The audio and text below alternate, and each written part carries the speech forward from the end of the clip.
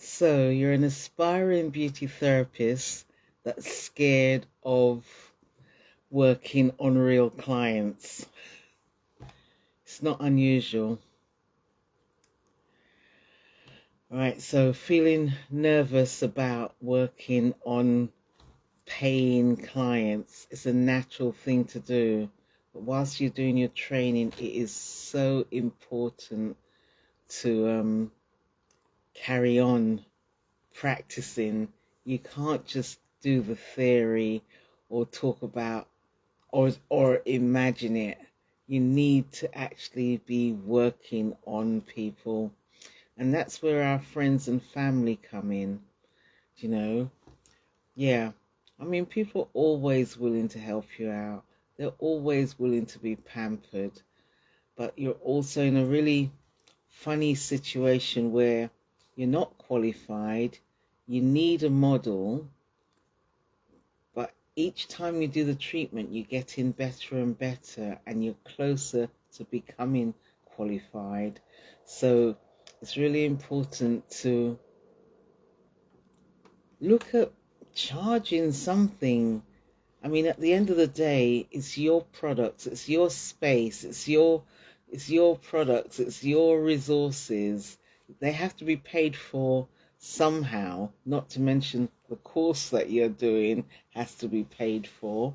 So, you know, have a, to start off with, there's nothing wrong with having a friends and family um, budget. And in having a friends and family budget, they will take it more seriously. They won't just be there willy-nilly, oh, we'll just do this and we'll just do that, and not have any appreciation for the specialism that you're working your way through. Because, regardless of how much people have to pay, the fact that they pay for something, they actually have more respect for it. And that's what it boils down to. So, what's this one saying here?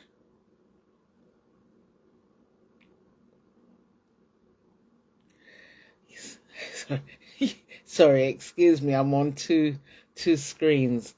So basically, don't be scared of working on paying clients. And yes, we nearly always start off with friends and family. There's always someone there willing to do, to be your model. This is actually, I'm finding this quite distracting.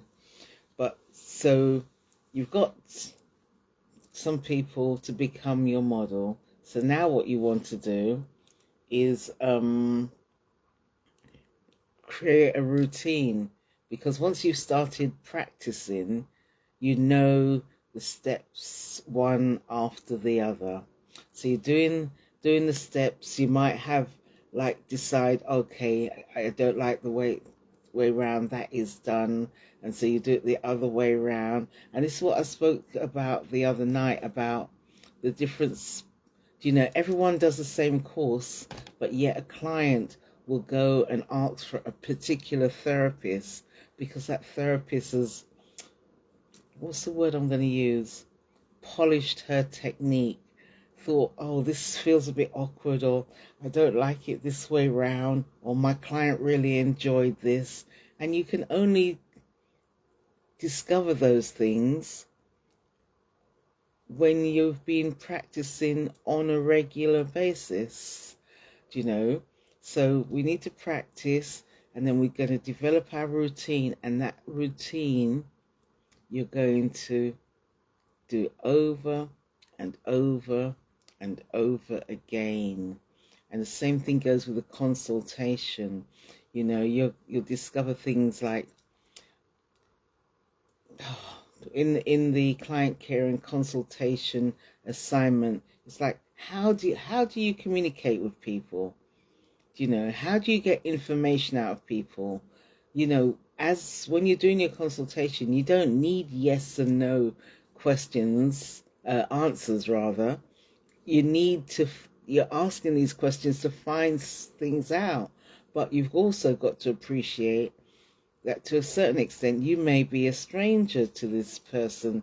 They might not want to tell you about the the lump that they're feeling or the fever that, so we have to find a way to get this information out. And it's normally by using what we call open questions, starting our questions with where, why, how, when. When you start a question with any of those words, there's not much chance of somebody being able to say yes or no to it. They'll have to give you a little bit more, but of course we go through that when we're doing consultations. But what I'm saying is develop your questions. When you're dealing with your different models, you're using the same routine with treatments, but you're also doing the same routine in the consultation as well, so you can hear the way, the different answers people give, discover things about people that they wouldn't normally tell a stranger, so to speak. And then that, and in doing that develops your confidence. And in developing your confidence, you'll just go flying high. All right, let me just double check this thing here, please. Yeah. So, so basically, I'm saying to you, yes, it's natural for you to be scared to start working on clients, but the whole point of you being a beauty therapist is so that you can work on clients. So if you're going to do that, you have to start practicing on real people. People that will actually say you're too firm, you're too soft, or I didn't like the feel of that, or whatever. And then, as like I said, as you go along, your confidence is building up.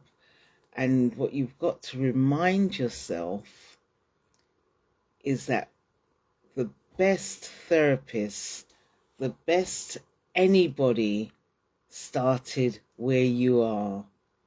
But the difference between them and you is that they took the first step and the next step, and they carried on, and they got a routine, and they became consistent until they became confident, and then they, polished their routine.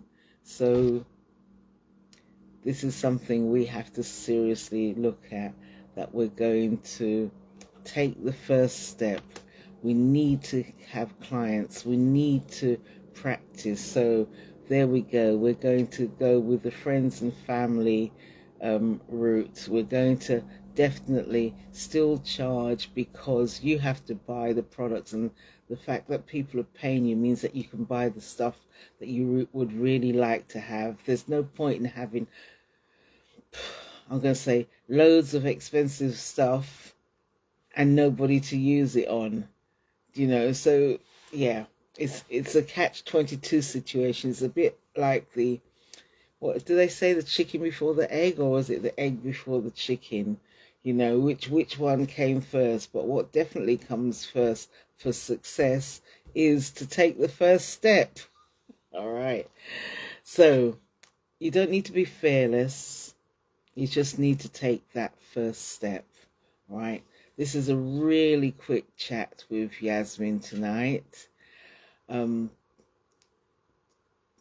what I want you to do is actually still follow me to get more content like this, and comment below, and I look forward to hearing from you soon.